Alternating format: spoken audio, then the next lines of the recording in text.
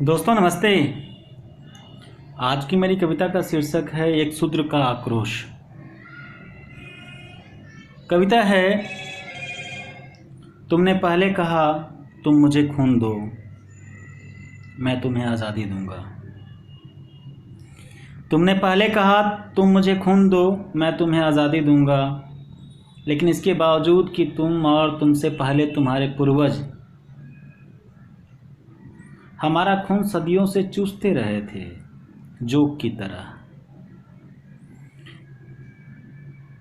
हम अपना खून देने को राजी हुए और हमने अपना खून दिया भी।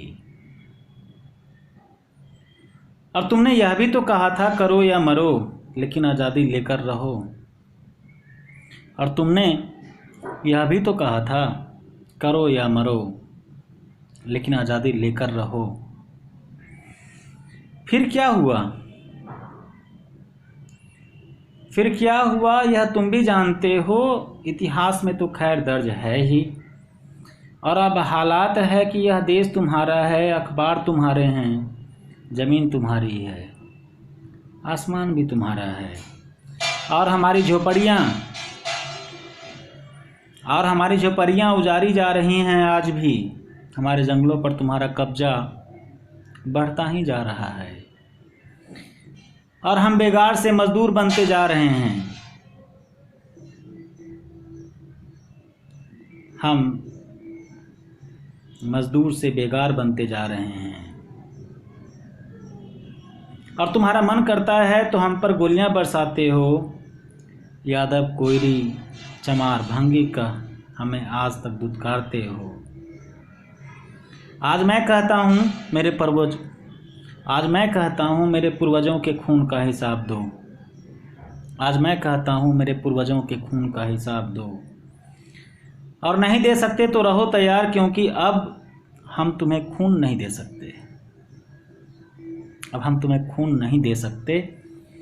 फिर बेशक तुम इस देश को बेच दो, ठीक वैसे ही जैसे आज बेच रहे हो।